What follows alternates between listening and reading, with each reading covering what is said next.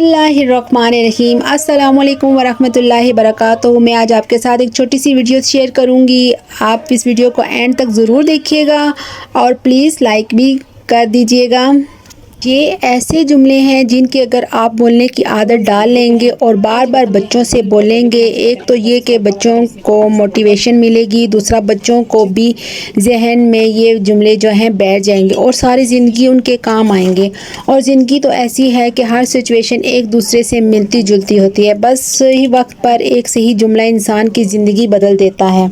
कभी ऐसा होता है कि हम कुछ जुमले सुनते हैं और वो बहुत जल्दी हमारे दिल को क्लिक कर जाते हैं और हम समझते हैं कि इनसे कितना फ़ायदा हो सकता है, लेकिन फिर बाद में हम उनको अपनी ज़िंदगी में ऐड करना भूल जाते हैं। तो मेरी एक एडवाइस है, अगर आप ये जुमले सुन रहे हैं, अगर आपको इनमें से कुछ जुमले अगर अच्छे लग रहे हैं तो प्लीज़ उनको अपने पास लिख लें और फिर लिखने के बाद उनको अपनी ज़िंदगी में रिवाइज़ करते जाएँ। इंशाअल्लाह आपको देखिएगा बहुत फ़ायदा होगा। ऐसे जुमले बोलने से बच्चों की बहुत हौसला अफजाई होती है और उन्हें आगे बढ़ने में मदद मिलती है।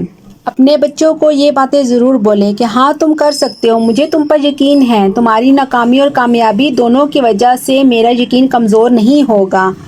अगर तुम नाकाम होते हो तो कोई बात नहीं, कम से कम तुमने कोशिश तो की। बेशक मैं तुम्हारी माँ हूँ, लेकिन कई सारी चीज़ें मैं तुमसे भी सीखती हूँ। यकीनन तुमने मुझे बहुत कुछ सिखाया। अगर ऐसे जुमले आप अपने बच्चों से बोलेंगे तो हमारे बच्चे कभी भी डिमोटिवेट नहीं होंगे और हमें पता होता है कि हमारे बच्चे में क्या क्या खूबियाँ हैं। अक्सर बच्चों को ये जुमले ज़रूर बोलें कि मुझे पता है कि तुम में बहुत सारी खूबियाँ हैं।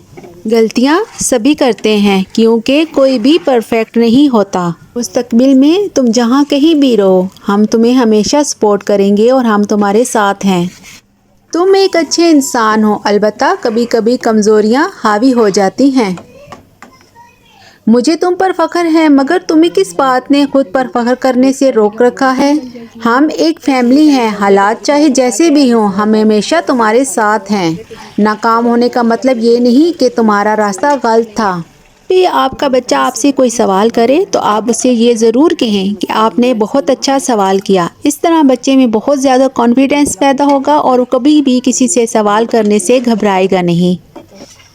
और बच्चे से भी पूछें कि बेटा इस सवाल का जवाब अगर आपसे मैं पूछती तो आपका जवाब क्या होता।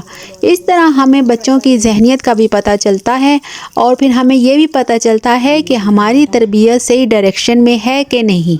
अगर बच्चा किसी के सामने कोई गलती करे तो सिर्फ उसी गलती पर उसको डांटें और समझाएं, ना कि उसकी सारी पिछली गलतियों को दोहराने लग जाएं।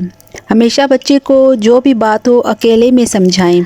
और आखिर में सबसे ज़रूरी बात, जब भी आप नमाज़ पढ़ें तो बच्चों को भी साथ वज़ू कराएं और नमाज के लिए खड़ा करें। इस तरह बच्चे थोड़े बड़े हो जाएंगे तो उनको कहना नहीं पड़ेगा कि आप नमाज़ पढ़ो, ये उनकी रूटीन बन जाएगी।